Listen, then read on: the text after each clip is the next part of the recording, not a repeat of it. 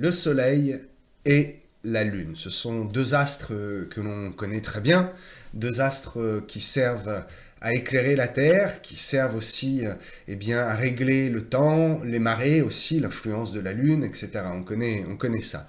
Mais il est important de savoir qu'on est dans une époque où le monde, et ça c'est une réalité, le monde entier cherche un peu de spiritualité, de divinité, de mysticisme, de surnaturel. Voilà, on va résumer ça. Le monde cherche des puissances surnaturelles et cherche une réponse à des questions que l'homme a enfouies en lui depuis le jour de la création. Où est mon créateur? Y a-t-il un créateur? Qui a créé tout cela?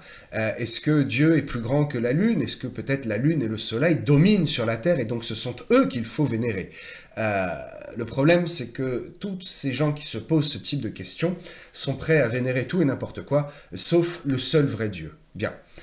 Je prends pour appui la parole de Dieu, et je dis très souvent, ceux qui me connaissent, vous m'entendez le dire, c'est étrange de croire en toutes ces choses et de ne pas croire en Dieu. Parce qu'il n'y a que Jésus qui a déclaré et qui a dit « Je suis le chemin, la vérité et la vie. Nul ne vient au Père que par moi. » Alors je prends une déclaration du pape assez récente et qui m'a vraiment étonné parce que je me demande où va cet homme et quelles sont les répercussions des paroles qu'il a proclamées. À savoir, je cite, « Toutes les religions mènent à Dieu. » Ah bon? Ah bon? Parce que aller à Bouddha va mener à Dieu? Non, aller vers Bouddha va juste mener vers une divinité satanique qui s'appelle Bouddha. Vénérer la lune mène à Dieu? Non, juste à la folie, à devenir bipolaire ou lunaire, hein, lunatique, n'est-ce pas? Je vais vous en parler dans quelques temps. Et en tout cas, vénérer la lune, certain que ça vous mènera plutôt à l'insomnie et à ne pas trouver le sommeil, et à plutôt regarder un astre en cherchant une réponse sur un astre, alors que la réponse est celui qui a créé cet astre. La réponse vient de celui qui a créé ces astres. Et la réponse vient du ciel, non pas le ciel visible, mais le Shamaïm, les cieux que Dieu a créés en premier dans Genèse 1, 1. Vous connaissez votre Bible, je l'espère, je le pense. Alors, il n'y a qu'un seul chemin qui mène à Dieu, et c'est bien Christ. Ce n'est pas Bouddha, ce n'est pas Jéhovah, ce n'est pas Allah, ce n'est pas la lune, ce n'est pas le soleil, ce n'est pas les divinités égyptiennes ou les demi-dieux grecs, qui viennent de Genèse 6 d'ailleurs. Non, la seule chose qui va vous mener à Dieu, c'est Jésus-Christ. Alors, je vous parle de ces deux astres-là en particulier, parce que j'ai eu à cœur, et je pense à ceux qui font du tarot, et ce sont, je crois, me semble-t-il, des cartes assez puissantes, elles figurent du moins dans le tarot, ce sont des figures du tarot.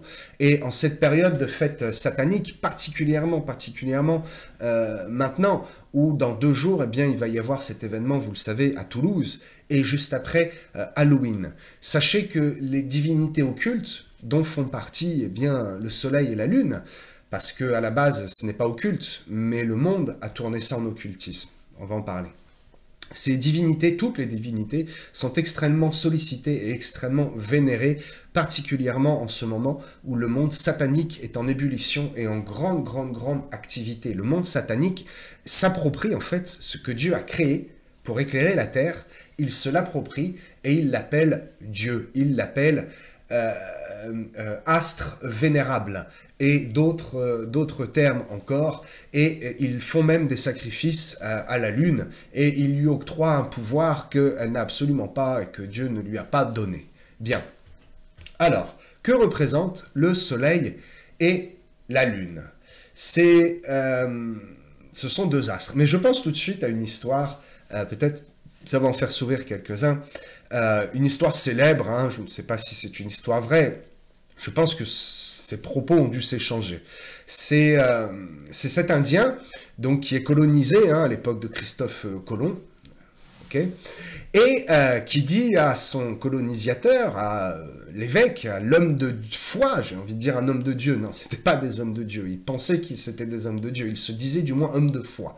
On va l'appeler homme de foi, un évêque ou un curé, qui est là et qui lui inculque les principes de la parole de Dieu avec le fouet et avec la force. Or, la religion impose, la foi propose. Et donc cet Indien lève la tête, il tire un peu ses chaînes et il dit au curé, il lui dit, mais toi tu crois en quelque chose qui n'existe pas, laisse-moi tranquille. Moi la lune je la vois, le soleil je le vénère parce qu'il me réchauffe et parce que je le vois. Laisse-moi vénérer le soleil que je vois et va adorer ton Dieu que tu ne vois pas. Or, croire en quelque chose que l'on voit n'est pas la foi, non. Ça, c'est la logique humaine. C'est du bon sens que de croire que ce soir, je suis devant une caméra, que ce soir, je suis en train de vous parler. C'est logique, il n'y a aucune foi là-dedans. Ce sont les faits, c'est du bon sens. Et par contre, dans le bon sens, c'est que l'apparence est trompeuse. Et parfois, on voit quelque chose qui n'est pas ce qui est réel, ce qui existe réellement. Ceux qui voient un Dieu dans le soleil ou la lune, eh bien, se trompent. Il faut juste y voir un astre que Dieu a créé dans certains buts. Il y a plusieurs buts, en fait. Je vais développer. Il est plutôt donc préférable de se fier à la foi biblique, à la définition de la foi biblique qui défie l'entendement, mais qui est une réelle définition de la foi. J'aimerais bien que ce soit la définition du petit Robert ou de Wikipédia. Vous la connaissez, Hébreux 11.1. Or, répétez-le après moi, en même temps que moi, vous le connaissez. Or, la foi est la ferme assurance des choses qu'on espère, une démonstration de celles qu'on ne voit pas. Croire en la lune, en ses pouvoirs, ou croire au pouvoir du soleil, ce n'est pas avoir la foi. Voyez-vous, un bon argument pour expliquer à ceux qui, peut-être un jour, vont discuter avec vous et vous expliquer qu'ils vénèrent un poteau de bois, une Astarté, une idole, le soleil ou la lune, qui sont beaucoup plus vénérés et beaucoup plus importants dans le monde occulte que ce que vous pouvez penser. Bien. Ces deux astres, finalement, à part se lever le matin pour l'un et apparaître chaque soir pour l'autre, le soleil et la lune ne font rien de plus. Ils n'ont fait jamais aucun miracle, ils n'ont jamais produit aucun miracle, ils n'ont jamais donné à manger, ils n'ont jamais rien fait d'autre que finalement ce dont pourquoi ils sont faits. Voyez-vous, dans les croyances païennes, le soleil et la lune, donc, représentent un dieu. Ils y voient un dieu. Parce que, en fait, ils recherchent dans ces symboles, premièrement déjà, un espèce d'équilibre. Le fameux yin et le yang. L'équilibre du monde par les astres. Mais c'est complètement faux. Ils y voient, en fait, un dieu protecteur qui se lève chaque matin pour les éclairer et les protéger. Mais tout cela est faux, et encore une fois, tout ce qui est à la base occulte n'est pas inventé. Il s'est tiré de la parole de Dieu et c'est inversé, c'est tordu. C'est-à-dire que ici, le fait qu'il voit dans le soleil un protecteur, un Dieu protecteur, c'est tout simplement issu du psaume 84, verset 12, où il est écrit « Car l'Éternel est un soleil et un bouclier ». Voyez-vous, tout ce qui est occulte prend la vérité et le tort et le transforme en mensonge. Donc le soleil, eh bien, n'est pas un bouclier. Le soleil est juste fait pour éclairer le jour et réchauffer la terre. Il a un rôle. Et pourquoi le soleil n'a pas été créé en premier? Ah, alors qu'il est écrit « Et la lumière fut » dans Genèse 1, 2, 1, 3, 1, 3. Bien. Allons voir maintenant dans la parole de Dieu quand les astres sont-ils apparus chronologiquement. Et vous savez que Dieu fait chaque chose bonne en son temps. C'est très important.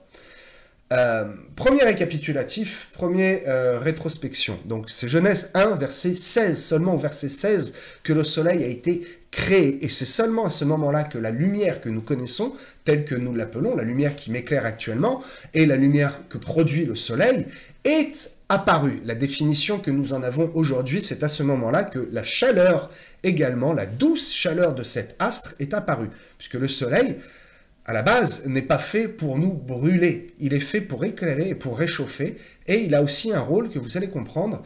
Je vais vous énumérer maintenant, vous allez comprendre pourquoi le soleil a plusieurs rôles et pourquoi il a été fait seulement au 4e jour. Le premier jour a été créé les cieux et la terre.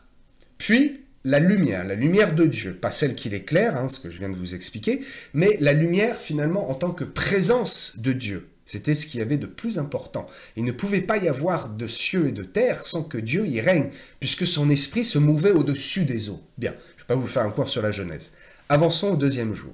Il créa le ciel et l'eau. C'est-à-dire qu'en fait, il fit une séparation de l'eau H2O, d'accord, et de l'eau gazeuse. Et avec cette eau gazeuse, ce gaz, cette eau sous l'état gazeux, il a fait le ciel. Peut-être c'est un éclairage pour vous, peut-être c'est une révélation, c'est pour ça que c'est important d'être connecté, même si le thème vous paraît un peu bizarre, je parle de beaucoup de choses ce soir. Le troisième jour, il fit les continents, hein, il sépara le sec de l'humide, donc les continents émergent, de la verdure, des arbres avec leurs semences, donc on peut imaginer, on peut penser certainement que Dieu fit un seul chêne, un seul être, un seul cerisier, parce qu'en lui, il portait la semence, tout comme Dieu a fait qu'un seul homme à la base, Adam, qui portait aussi en lui-même la semence. Bien, il a fait un arbre de chaque espèce, qui s'est ensuite reproduit. Ou pas encore, c'était pas possible, parce qu'il manquait quelque chose. Tout est fait, tout est prêt pour accueillir la vie. La vie est là, mais il manque quelque chose pour que cette vie se prolonge, et cette vie dure et perdure. C'est pour cela que, au quatrième jour, Dieu fit apparaître le soleil, afin de faire quoi? Son autre rôle également, afin de faire croître la verdure, afin de pouvoir accueillir la vie, d'abord la vie végétale, puis la vie animale, puisque c'est ensuite que Dieu crée les animaux. Ce n'est pas avant. Il a fallu d'abord que le soleil et la lune apparaissent. C'est le seul but que cet astre a. Tout comme la lune, c'est la définition est biblique. Je vais vous lire le verset tout à l'heure, on va en parler. Donc, comprenez bien, encore une fois, c'est une clé, c'est un mot que j'aime pas beaucoup, mais c'est un bonus, un tips en plus pour comprendre le principe de fonctionnement de Dieu. C'est que le premier jour avait besoin du deuxième. Ok? Les cieux et la terre et les cieux, il fallait qu'il y ait une limitation. Donc ça a été fait au deuxième jour. Le ciel et l'eau, la séparation. Mais pour qu'il y ait une matière, il a fallu que les continents émergent. Donc le troisième jour avait besoin, n'est-ce pas, du deuxième jour. Et pour donner un sens au quatrième jour, il fallait que le troisième jour fût. Et le troisième a besoin du quatrième. Et ainsi de suite. C'est ce que j'aime appeler le cercle vertueux. Dieu fait toutes bonnes choses en son temps. Donc, il a fallu un jour céleste, on va appeler cela des jours célestes, parce qu'un jour est comme 1000 ans et 1000 ans est comme un jour. Il est probable, non, c'est une drôle de théorie et c'est compliqué d'imaginer le temps à l'époque de la création. Je pense que le temps a commencé à s'écouler à partir d'Adam. Bien. Toutefois, on va appeler cela un jour céleste. Est-ce une seconde? Est-ce un jour? Est-ce 1 million, 1 milliard d'années? Je vous laisse répondre à ce débat, j'ai ma petite idée, mais il n'y a rien de doctrinal, donc je ne vais pas vous en parler. Donc, il a fallu un jour céleste entier pour pouvoir créer les astres. Rendez-vous compte du travail, ou du moins de l'importance de ce quatrième jour. Sur 6 jours de création, il y a un jour entier qui est consacré pour ces astres. Peut-être, on comprend aussi mieux pourquoi le monde, les païens sont fascinés par la lune et par le soleil. Parce qu'effectivement, ce sont des astres qui brillent et qui sont hauts, perchés haut dans les cieux. Bon. Il est question du soleil, il est question de la lune dans ce quatrième jour, mais il est également question des astres, c'est-à-dire les étoiles, qui ont pour but, finalement, de séparer la nuit du jour et d'éclairer, un tant soit peu, la terre, la nuit. Alors, le rôle du soleil, c'est d'éclairer et de réchauffer. Le rôle de la lune, c'est d'éclairer, par le reflet du soleil, un peu la terre, pour laisser les plantes, les animaux, les êtres humains se reposer, mais pour qu'il y ait toujours, et ça c'est spirituel, quand même une présence de la divinité, une présence de Dieu, puisque effectivement le soleil, nous le voyons comme étant, Dieu étant comme un soleil protecteur, n'est-ce pas? Donc la présence de Dieu, eh bien, illumine également la nuit. Mais il y a surtout, il y a une question, peut-être j'y répondrai tout à l'heure, à quoi servent les étoiles? Bon, nous verrons cela. Ok, la lune sert à éclairer et également, il est écrit, à marquer les époques. Relisez, je ne vais pas vous citer tous les versets, le temps va nous manquer et j'ai envie vraiment de vous captiver sans vous donner toute une liste de versets. Ces deux astres ont le rôle d'éclairer, le soleil de réchauffer et de faire pousser donc la verdure, sinon il serait apparu avant, le quatrième jour ou bien après, il est apparu juste après les végétaux, c'est bien pour quelque chose, d'éclairer, de réchauffer, de faire pousser la verdure. Très bien. et également de marquer les époques. Ils servent en fait à se repérer dans le temps, particulièrement la Lune. Sachez que même si ce sont de grands astres et que quelques-uns les vénèrent, je constate que même ces grands astres sont au contrôle de la volonté divine. Ils sont au contrôle de Dieu lui-même. Parce que, et ça s'est déjà vu, il peut les faire arrêter, avancer et même reculer. Vous lirez Josué 10, verset 12, et Ésaïe 38, 8. Ésaïe, peut-être vous parlera plus, c'est l'ombre des marches qui recule sur le degré des ombres qui recule sur les marches d'Akaz. Et Josué 10, 12, le soleil et la lune, la course s'arrête pour gagner une bataille pour diverses raisons. Bref, j'avais fait une explication là-dessus en mettant les scientifiques en échec et en apportant une réponse. Peut-être je fais une parenthèse, mais écoutez bien cette parenthèse. En apportant une réponse biblique à la science. Vous savez que les calendriers grégoriens, et tous les calendriers d'ailleurs les plus précis du monde, hein, qu'on a depuis 4000 ans, ont tous un décalage avec le calendrier lunaire, avec le cycle réel de la Lune. Oh, c'est parfois des tout petits décalages, mais il y a un décalage. C'est pour cela que nous avons les années bissextiles. C'est pour cela que même l'horloge nucléaire a besoin, tous les, je sais pas, 10 ans ou 15 ans, d'un quart de milliard de millième de seconde de réajustement. Parce que il y a un décalage. Et ce décalage provient de quoi? Je viens de vous donner la réponse. De Josué 10, 12, la Lune et le Soleil qui s'arrêtent, et les marches d'Akaz, où l'ombre recule de quelques degrés, où le temps recule en fait. Bref, fin de la parenthèse. Donc voilà à quoi sert la Lune et à quoi sert le Soleil. Je ne vais pas réitérer encore et insister. Mais il y a un autre astre, d'autres astres, très nombreux d'ailleurs, et magnifiques. Il s'agit des étoiles. Je vais en parler maintenant. Je vous ai dit que je vous apporterai une réponse à ça, c'est maintenant. Lisons dans Ecclésiaste, et vous connaissez l'auteur d'Ecclésiaste, qui est le grand sage, le roi Salomon, Ecclésiaste, chapitre 3, verset 18. Et vous pouvez remarquer que je prends mon magnifique marque-page, voilà, tout fraîchement édité, pour pouvoir vous lire ce verset d'Ecclésiaste, chapitre 3, verset 18. Verset 11, oui, j'étais sur 18, mais je l'avais souligné au 11, pardon. Ecclésiaste 3, verset 11. Il fait toutes choses belles en son temps, ce que je vous ai dit tout à l'heure. Même, il a mis dans le cœur la pensée de l'éternité, bien que l'homme ne puisse pas saisir l'œuvre que Dieu fait du commencement jusqu'à la fin. L'éternité, du commencement jusqu'à la fin. Eh bien, je vous le dis, mes amis, c'est en regardant vers les étoiles que l'on peut à peine commencer à entrevoir, à imaginer ce qu'est l'éternité. Imaginez quelque chose qui nous dépasse, parce que l'éternité n'a ni commencement ni fin. On peut imaginer que l'éternité n'a pas de fin, mais l'éternité n'a pas de commencement non plus. Et aujourd'hui que la science avance, les scientifiques s'accordent pour dire que le cosmos, les cieux, en fait, le Shamaïm de Genèse 1.1, les cieux et la terre, eh bien, n'ont pas de fin. Il n'y a pas de limite. Et donc, il n'y a pas non plus d'explication au commencement de l'univers. Il y a une explication que les scientifiques appellent comme étant le Big Bang. Bam, et puis, magie, la vie est née. Bon, c'est très bien que ça ne s'est pas du tout passé comme ça. Mais ils n'ont pas d'explication pour l'éternité de l'étendue céleste.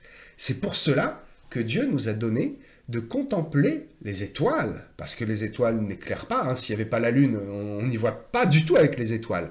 Elles nous servent à contempler l'œuvre de Dieu et à s'orienter. Oui, parce que s'orienter avec la lune, ce n'est pas possible. S'orienter avec le soleil, ce n'est pas assez précis, c'est très compliqué. C'est pour cela que les navigateurs de l'époque naviguaient très souvent, donc principalement la nuit, et ils évitaient de naviguer en hiver à cause des nuages et à cause du manque de visibilité donc sur les étoiles. Les étoiles, spirituellement, servent à quoi? À savoir où l'on va, à diriger nos pas, à ne pas louper la cible, à ne pas louper la destinée que nous avons. Et les étoiles nous servent à contempler la grandeur des cieux et à entrevoir, à imaginer ce qu'est l'espace, la grandeur de l'espace et la grandeur du royaume de Dieu, la grandeur de notre Dieu. Parce que finalement, le soleil et la lune sont tout petits, ils sont ridiculement, infiniment petits par rapport à l'éternité et par rapport à l'espace du cosmos et de l'espace. Les étoiles nous permettent de contempler la création. C'est un peu un bonus, c'est un peu un troisième truc. Si les étoiles étaient vénérées, ce serait peut-être plus compréhensible que si les païens vénéraient la lune et le soleil. Bien. Encore une fois, je vous le dis, les sorciers se sont emparés de ce qui est saint à la base et de ce qui est beau pour en faire leur divinité et tordre le sens de la parole. Les plus vieux, alors je vais prendre bibliquement parlant, un peuple très très ancien, à moins 3000 ans, les Assyriens ont commencé à adorer la lune et à l'appeler Sin. Et selon leur légende, vous allez encore comprendre comment ils prennent la parole et ils la tordent ou ils ne la comprennent pas, ils ne sont pas éclairés, si je peux faire un jeu de mots. Le soleil ne les a pas assez éclairés, puisqu'ils pensent que Sin, donc qui est pour eux une divinité lunaire, la divinité lunaire, c'est la lune qui a engendré le soleil qu'ils appellent Utu, U-T-U, tout simplement. Donc ils pensent que la lumière vient de la nuit et que les ténèbres ont donc créé le soleil, que la lune a d'abord créé le soleil. Quelle logique! C'est le soleil qui éclaire la lune. Bon, c'est ce que j'appelle l'art d'inverser les choses. Ils pensent que c'est la nuit qui a enfanté le jour. Pourquoi pensent-ils cela? Très certainement parce que dans Genèse, il est écrit d'abord « Il eut un soir et il eut un matin ». Donc la logique veut penser qu'il fut d'abord la nuit. Or, il est écrit que Dieu éclaira le monde et la lumière fut. Je reprends pour vous, tout simplement. La terre était informe et vide, il y avait des ténèbres à la surface de l'abîme et l'Esprit de Dieu se mouvait. Dieu dit que la lumière soit. C'est le début, c'est le commencement. La lumière est apparue. Et ensuite, comme la lumière est apparue, il a pu y avoir un soir et il y a pu y avoir un matin, puisque les ténèbres, alors quelques-uns vont me dire, mais non pasteur, tu te trompes, c'est écrit d'abord les ténèbres, il y avait les ténèbres. Il ne s'agit pas, encore une fois, de ténèbres la nuit, telle qu'on l'entend, mais il s'agit de ténèbres, de l'obscurité spirituelle, de ténèbres profonds qui erraient, parce que Dieu n'était pas encore ici, il n'avait pas encore mis de son esprit, mais il l'a fait parce qu'il est écrit que la lumière fut. Et vous comprenez que la lumière, ce n'est pas le soleil. Donc tout ce temps, ce n'était que la lumière de Dieu. Et les jours, c'est pour cela que je reviens sur les jours, ce terme de jour qui est un peu difficile à comprendre, les jours qui sont comptés, un soir et un matin, ce sont des soirs et des matins en esprit. Ce n'est que le 4e jour qui est vraiment, il y a pu avoir enfin le jour tel qu'on l'entend aujourd'hui. J'espère que je suis clair et que je reste simple dans mes explications parce que c'est une doctrine qui peut être compliquée à expliquer et il peut y avoir beaucoup de débats philosophiques ou de débats doctrinaux sur ce que je suis en train de vous expliquer. Donc je ne veux pas vous embrouiller. Voilà. Ils pensent, donc les Assyriens, moins 3000 ans, vénèrent la lune, Sin, et ils pensent que Sin a donné naissance au soleil Utu parce que dans les écrits bibliques qui sont bien plus vieux que ce que l'on peut imaginer, bien plus vieux donc que le peuple assyrien, il est écrit, il eut un soir, il eut un matin. Donc ils ont pris ça, ils s'en sont emparés, et puis après ils ont mélangé la chose, ils l'ont retourné, ils ont mis des mensonges dessus, bref, c'est une grande tromperie, parce que la seule lumière qu'il faut adorer, ce n'est pas la lumière que le soleil produit, c'est bien la lumière de Genèse 1, verset 3. C'est cette lumière-là qui éclaire notre sentier. C'est elle qui est la présence, qui manifeste et qui démontre la présence de Dieu. Cette lumière qui est sur nos sentiers, cette lumière qui guidait le peuple de Dieu dans le désert, sous la forme, il est écrit, une colonne de feu. Et la journée, c'était une colonne de fumée et la nuit, une colonne de feu qui les protégeait et qui les éclairait. C'était la manifestation de Dieu dans la puissance du feu. Dans quelques temps, je sors un livre sur les symboles de la Bible. J'en ferai la promotion et vous pourrez aller y chercher beaucoup de ressources et beaucoup de réponses quant aux termes bibliques. Qu'est-ce que le feu, qu'est-ce que le soir, le matin, etc. Donc, on ne loue pas le soleil ni la lune, mais c'est Dieu que l'on doit louer, que l'on doit adorer, parce que c'est lui qui les a créés. On n'adore pas la création, on adore le Créateur. On n'adore pas un homme, mais on adore Dieu pour lui avoir prêté vie.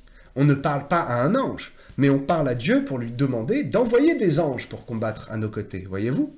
Soyez attentifs, mes amis. Sachez discerner le mensonge du monde, la tromperie qui vous détourne et qui inverse les principes du royaume. C'est à cause de cela que quelques-uns, encore aujourd'hui, ils sont même très nombreux, ils vénèrent la lune et ils vénèrent le soleil. Ils font des sacrifices, ils attendent la pleine lune et ils pensent qu'il y a quelque chose de mystique. La seule chose qu'il y a dans la pleine lune, c'est juste que l'astre est un peu plus près de la Terre et que la marée, la marée est un peu plus attirée, n'est-ce pas? Et que la gravité, voilà, la gravité n'est pas la même. Mais c'est la seule chose que l'on pourrait qualifier de mystique. Il n'y a aucun Dieu qui se cache sur la lune ou derrière la lune, mes amis. Je pense et je sais que tous ceux qui regardent ce direct, ou du moins ceux qui sont en live, n'adorent pas ni le soleil, ni la lune. Mais ce message, à la base, est fait pour répondre à la question « Que signifient les astres dans la Bible? Que signifient la lune et le soleil? Pourquoi est-ce que certains l'adorent ?» J'espère avoir répondu dans le format que je vous propose de 30 minutes. J'espère avoir pu répondre à cette question qui paraît simple, mais qui peut être très très très vaste. Pensez à vous abonner, à mettre un petit like sur YouTube, sur le Facebook, à me laisser des messages, peut-être à m'encourager, certainement aussi à me poser d'autres questions. Et peut-être si je vous ai choqué, si j'ai dit quelque chose que vous ne trouvez pas juste ou exact ou flou, eh bien, vous me connaissez maintenant depuis le temps que je prêche sur les réseaux, vous pouvez très bien me le dire et me le mettre en commentaire. Vous pouvez très bien m'écrire un mail à l'adresse pdv.rouen@yahoo.com. Le temps commence à être compliqué dans mon ministère et je dois gérer le temps d'une façon vraiment professionnelle, si je puis dire, de savoir où je passe mon temps, mais j'ai encore du temps pour répondre aux mails, pour répondre à vos appels, et je fais partie des ministères qui attachent vraiment un grand amour aux âmes et qui prend vraiment du temps pour prier pour vous et pour vous édifier. J'espère que ce thème sur la lune et le soleil vous aura intéressé. La demi-heure est passée très très vite. Il y aurait eu beaucoup d'autres choses à dire, mais comme à mon habitude, je vous laisse chercher ces choses et revenir vers moi si vous avez peur de vous tromper, si vous trouvez des choses que peut-être je n'ai pas pensé, je n'ai pas eu l'inspiration de vous dire ou que je n'ai pas eu tout simplement le temps de vous dire. Soyez grandement bénis et je vous donne rendez-vous la semaine prochaine et toutes les autres jusqu'à l'enlèvement, n'est-ce pas, pour d'autres messages. Soyez grandement bénis. C'était le pasteur Jean-Charles.